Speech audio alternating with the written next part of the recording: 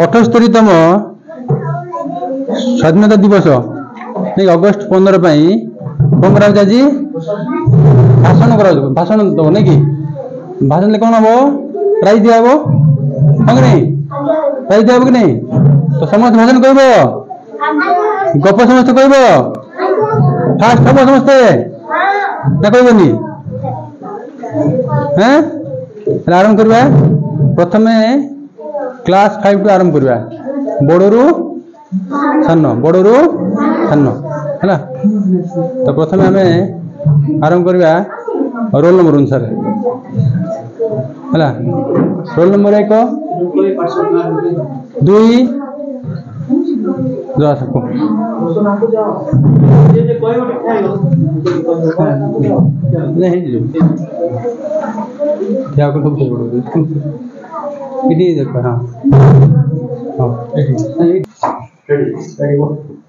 Good morning to all my teachers, parents and my dear friends.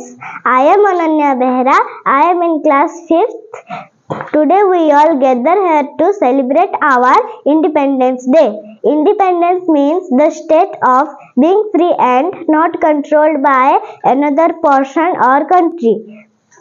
India got independence on 15 August 1947 from British rule. In the help of many leaders like Mahatma Gandhi, Pandit Nehru, Netaji Bose, and many others like Independence Day. I like to say one line: I love my India, and east or west, India is the best. Jai Hind.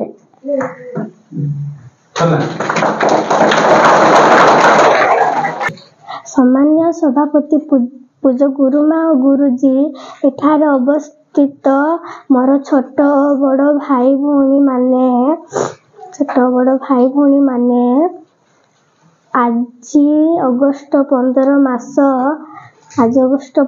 मास स्वाधीन भारतर महत्वपूर्ण दिन। सम्माननीय सभापति महोदय, प्रधान शिक्षक और आम छोट बड़ भाई भौणी माने 78तम स्वाधीनता दिवस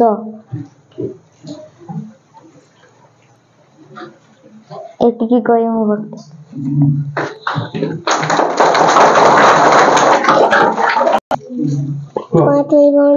भाई भौणी थे कहला चकली पिठा खाया इच्छा होची बीरी चाउल आनिकी चकली पिठा कले चकली पिठा करके खाइले तापरे अब कौन ला तुम लिखा बते कौन ला तापरे बाबू संदेल आसला गोड़ी चाउल कोड़ी बकी के कई देला पिठा हां तापरे संध्या आसिकी खंडे खाइला दांत भांगेला आ गोटे खंडे खाइला दांत भांगेला तापरे आ कोई नहीं एतिया हां बढ़िया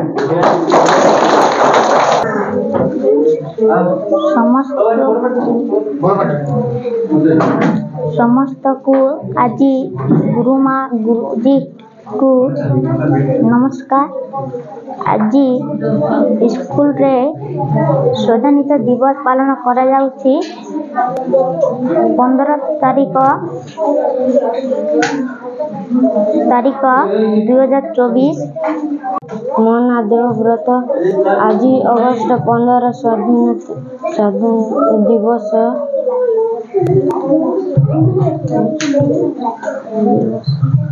सम्मान्य सभापति पूज्य गुरुजी और गुरुमा अतिथि आज अगस्त मास 15 तारीख सम्मान सभापति महोदय पूज्य गुरुजी गुरुमा वृंद एवं मोर सान और बड़ भाई भौणी माने आज होची अगस्त 15 तारीख ओ आमे 78 थर स्वाधीनता दिवस पालन करुछु। ସ୍ୱାଧୀନତା ଦିବସ ଭାରତର ଜାତୀୟ ପର୍ବ। 1947 ମସିହା ଅଗଷ୍ଟ 15 ତାରିଖରେ ଆମ ଦେଶ ସ୍ୱାଧୀନ ହୋଇଥିଲା। ଆମ ଦେଶର ନାଗରିକ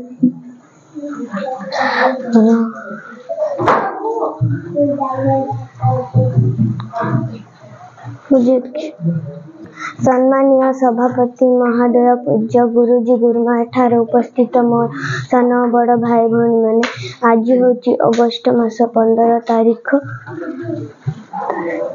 ସେ ଗୁମ୍ଫା ପାଖରେ ମୂଷାମାନେ ଗାତ କରି ରହୁଥିଲେ। ଖରାବେଳେ ଝିଅଟି ବରଗଛ ତଳେ ଶୋଇଥିଲା। ମୂଷାମାନେ ବରଗଛ ଉପରେ ଖେଳୁଥିଲେ। ଆଉ ଗୋଟେ ମୂଷା ଛୁଆର ଗୋଡ଼ ଖସିଗଲା। ସେ ସିଂହ ଉପରେ ପଡ଼ିଗଲା।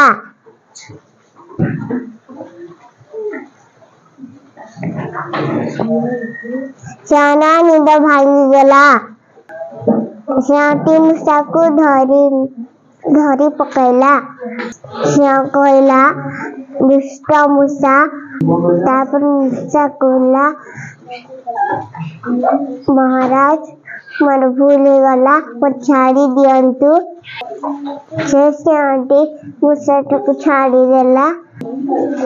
ସିଂହଟି ବୁଲୁ ବୁଲୁ ଜାଲରେ ଫସିଗଲା। ମୂଷା ଆସିଲା।